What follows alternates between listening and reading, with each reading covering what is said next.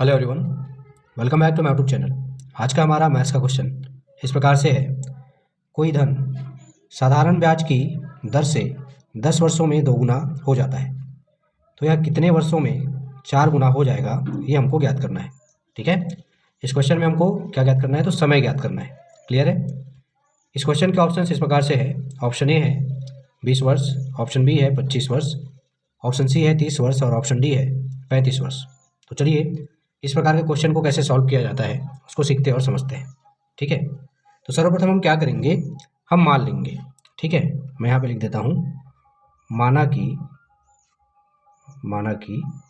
वह धन, या फिर उसको मूलधन भी कहते हैं, तो वह धन या मूलधन बराबर क्या है, तो x है। ठीक है, ओके। तब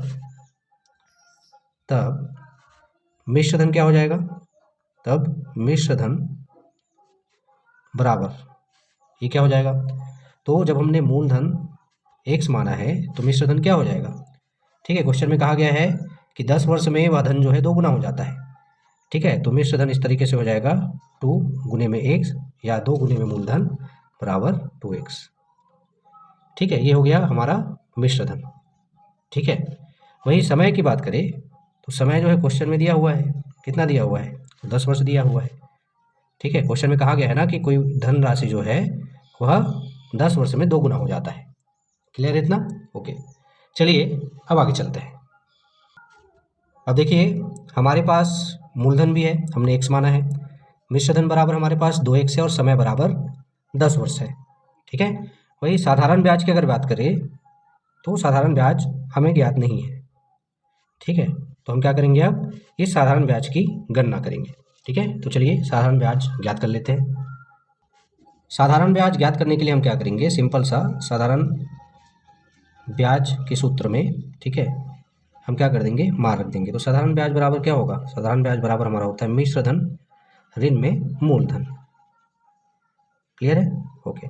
तो मिश्र धन हमने निकाला है, ज्ञात किया है, मिश्र धन बराबर 2x, वही मूलधन बराबर हमने माना है x। ठीक है, तो इस तरह से जो साधारण ब्याज है वह कितना निकल कर आ रहा है, तो x आ रहा है। ठीक है, साधारण ब्याज बराबर कितना आया, तो ये आ गया हमारा x। क्लियर इतना, ओके। अब चलिए साधारण ब्याज के एक और सूत्र के माध्यम से हम क्या करेंगे, दर ज्ञात करेंगे, क्योंकि क्वेश्चन में दर भी नहीं दिया हुआ है। ठीक है, तो इस दर को हम क्या करेंगे, ज्ञात करेंगे साधारण ब्याज के दूसरे सूत्र के माध्यम से। तो चलिए दर हम लोग ज्ञात करते हैं, दर की गणना करते हैं। ठीक है, तो साधारण ब्याज का जो दूसरा सूत्र होता है वह होता है साधारण ब्याज बराबर में हो जाता है हमारा मूलधन, ठीक है, गुने में दर गुने में समय, ठीक है, बटा 100। क्लियर है। अब इसी सूत्र की सहायता से हम क्या करेंगे, दर की गणना करेंगे। ठीक है, या दर ज्ञात करेंगे। तो चलिए मान रख देते हैं। साधारण ब्याज हमने कितना निकाला, तो साधारण ब्याज हमारा आया x। ठीक है, वही मूलधन भी हमने माना था x। ठीक है, गुने में दर हमको ज्ञात नहीं है, इसलिए दर लिख देते हैं यहाँ पे। समय, तो समय कितना दिया हुआ है, तो समय दिया हुआ है क्वेश्चन में 10 वर्ष, और वही बटे में क्या है, तो 100 है। ठीक है, आगे जब इसको सॉल्व करेंगे तो हम क्या करेंगे, पक्षांतर करेंगे। ठीक है, x गुने में 10, ठीक है, और नीचे जो 100 है उसका पक्षांतर करेंगे इधर, ठीक है, लेफ्ट हैंड साइड पे। तो चलिए पक्षांतर कर देते हैं, मैं यहाँ पे लिख देता हूँ दर बराबर। ठीक है, पक्षांतर करने पर दर बराबर क्या हो जाएगा, x, ठीक है, गुने में ये जो 100 है पक्षांतर होने पर इधर ये भाग में है, पक्षांतर करने पर ये गुने में चला जाएगा। ठीक है, तो इस x के साथ में गुना हो जाएगा, ये हो गया x गुने में 100, बटे में यहाँ पे x है और यहाँ पे 10 है, तो ये भी ये ऊपर है, ठीक है, या गुने में कह सकते हैं, तो ये नीचे चला जाएगा, यानी कि हो जाएगा x गुने में 10। ठीक है, ओके। अब x से जो x है वह कैंसिल हो जाएगा। ठीक है, 10 से जब 100 को भाग देंगे तो ये कितनी बार में जाएगा, 10 बार में जाएगा। ठीक है, इस तरह से हमारा दर बराबर क्या आ रहा है, दर बराबर आ रहा है 10%। ठीक है, अब देखिए इस सूत्र की सहायता से हमने क्या किया, दर की भी गणना कर ली, हमने दर निकाल लिया। क्लियर इतना, ओके। अब चलिए आगे चलते हैं। अब देखिए अभी जो हमने दर ज्ञात किया, ठीक है, या क्वेश्चन में जो पहला कंडीशन दिया हुआ था कि कोई धन राशि जो है या कोई धन जो है वह 10 वर्ष में कितना हो जाता है, 2 गुना हो जाता है। ठीक है, तो उसके लिए कितना दर लग रहा है, ठीक है, ये हमने यहाँ पे ज्ञात कर लिया, दर की गणना हमने कर ली, ठीक है। अब हम क्या करेंगे, क्वेश्चन में जो अगला कंडीशन दिया हुआ है, क्वेश्चन में कहा गया है ना कि वह धन जो है कितने वर्षों में 4 गुना हो जाएगा, ठीक है। तो इसकी गणना करने के लिए मैं यहाँ पे लिख देता हूँ आगे प्रश्नानुसार, ठीक है, या तब प्रश्नानुसार, ठीक है, यहाँ तक क्लियर है। तो देखिए हमको क्या ज्ञात करना है इसके लिए, तो समय हमको मालूम नहीं है, समय को हमको क्या करना है, ज्ञात करना है, ठीक है। वही धन की गुने की अगर बात करें तो कितना गुना बोला गया है, तो 4 गुना बोला गया है। तो मिश्र धन बराबर क्या हो जाएगा फिर, तो ये हो जाएगा हमारा मिश्र धन बराबर ये हो जाएगा 4 गुना, ठीक है। मूलधन हमने x माना हुआ था, ठीक है, तो ये हो जाएगा 4x। क्लियर इतना, ओके।